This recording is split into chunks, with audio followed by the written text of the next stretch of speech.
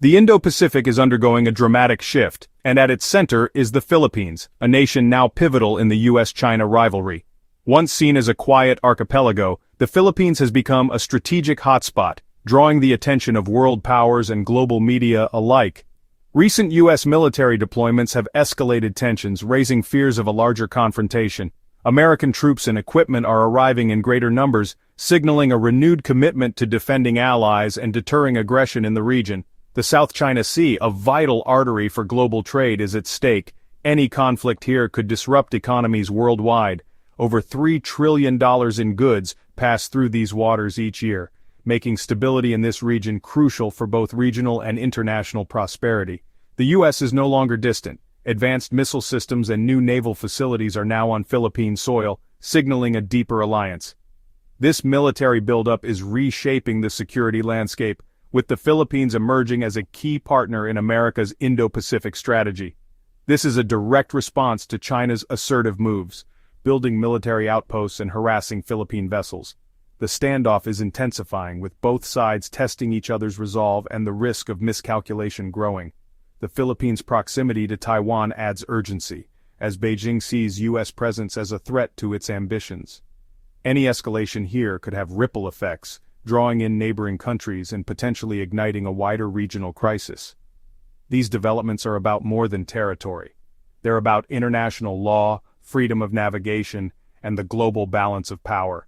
The outcome will shape not just Asia, but the rules and order of the entire world. We'll break down what the U.S. is doing, why, and how China and others are reacting.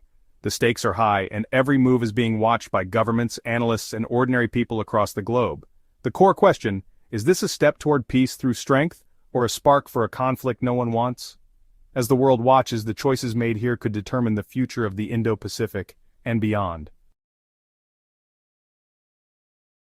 In April 2024, the U.S. Army's Typhoon missile system made a historic arrival in northern Luzon, the Philippines. This marked a pivotal moment in the region's security landscape, as it was the first time since the Cold War that land-based intermediate-range missiles were deployed on Philippine soil. The echoes of the Cold War are unmistakable, but this deployment is far more than a symbolic gesture. It signals a dramatic shift in U.S. military posture, transforming what began as a joint military exercise into a semi-permanent presence that could redefine the balance of power in the Indo-Pacific. U.S. and Philippine forces now train side by side, planning for scenarios that were once unthinkable. The Typhoon system, with its advanced capabilities, is at the heart of this new alliance.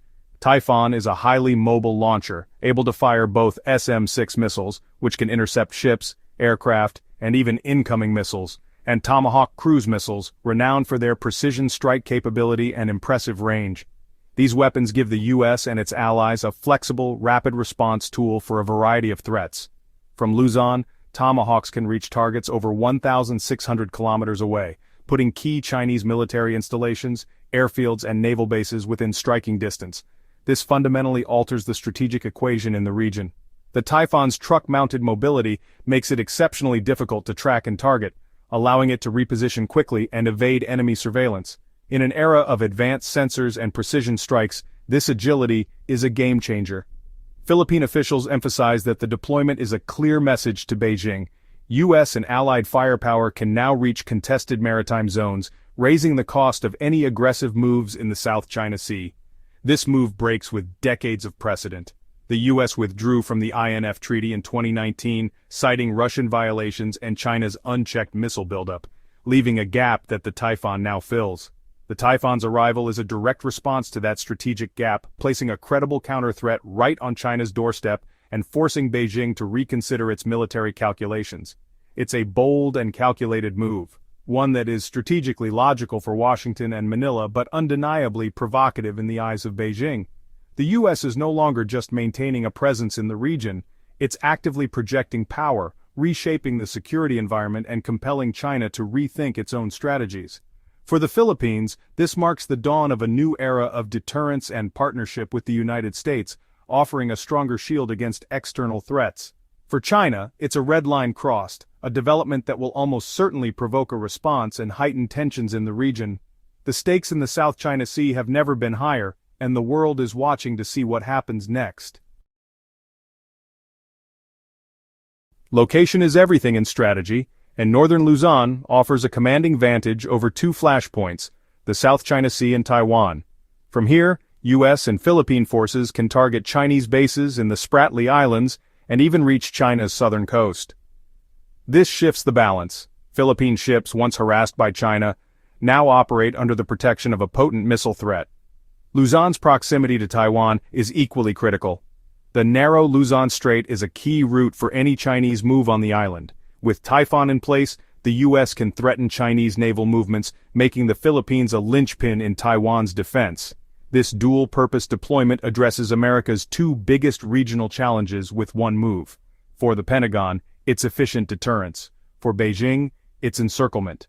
The Philippines is now central to both South China Sea and Taiwan contingencies. The risk of confrontation has grown dramatically. The U.S. isn't just deploying missiles. It's building a new naval support hub on Palawan, facing the disputed Spratly Islands. This facility, announced in 2025, will help the Philippine Navy and Coast Guard maintain a constant presence in contested waters. Palawan's location puts Philippine vessels on the front lines, often facing Chinese ships. The new hub means faster repairs and resupply, keeping ships at sea longer and reducing reliance on distant ports. This is low-footprint deterrence, empowering the Philippines without a massive U.S. base. The goal is to counter China's gray zone tactics, harassment that falls short of open war. A stronger Philippine Navy can push back daily, upholding sovereignty without always needing U.S. warships. The Palawan hub and Luzon's Typhoon system create a layered defense routine patrols below, missile deterrence above. Together, they signal U.S. commitment at every level. The message: the Philippines is no longer alone, it's a smarter, more resilient defense, and it's changing the game. China's response has been swift and furious, calling the Typhoon deployment a grave provocation that threatens to upend the fragile balance in the region. Chinese officials wasted no time in voicing their outrage, framing the move as a direct challenge to their national security and sovereignty. Beijing warns that the U.S. and the Philippines are bringing huge risks of war to the region, demanding the immediate removal of the missiles.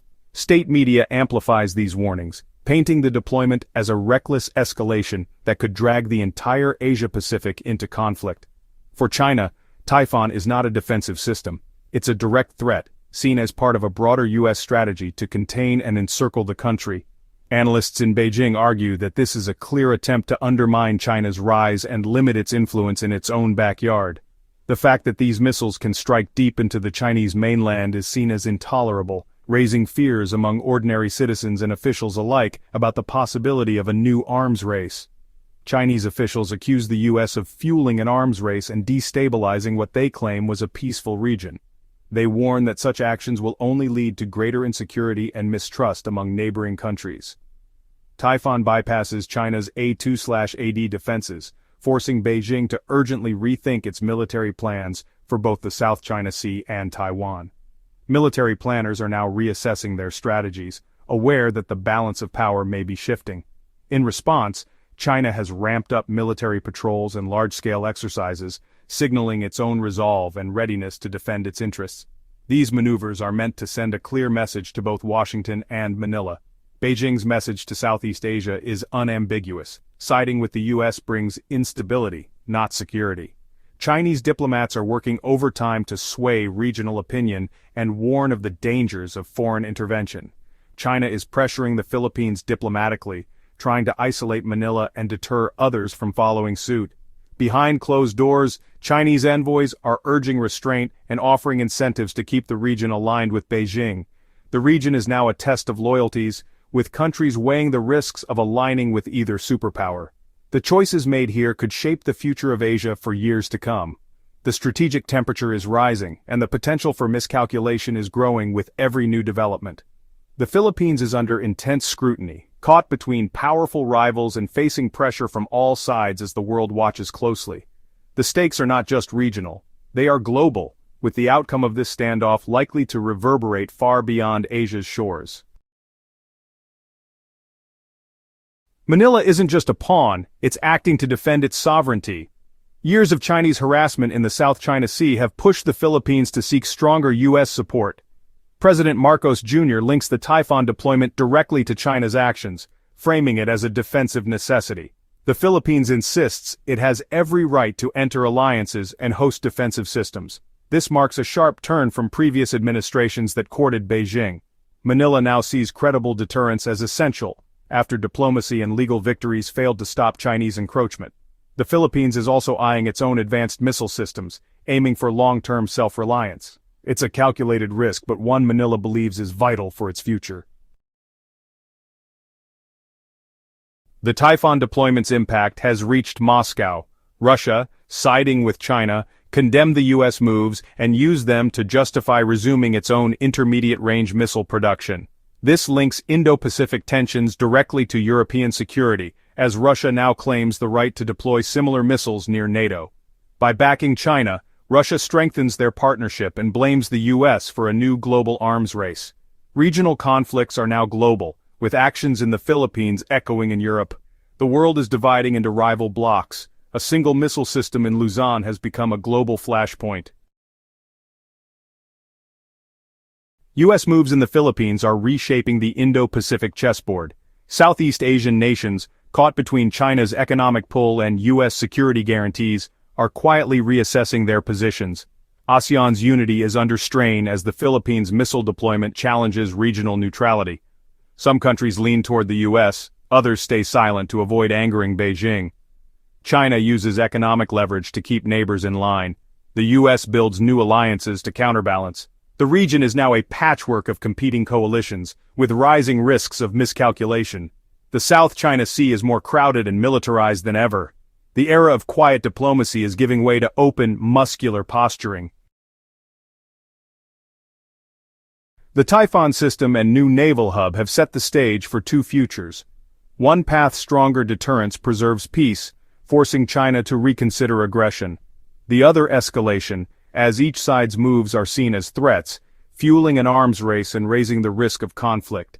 The very weapons meant to keep the peace could become triggers for war.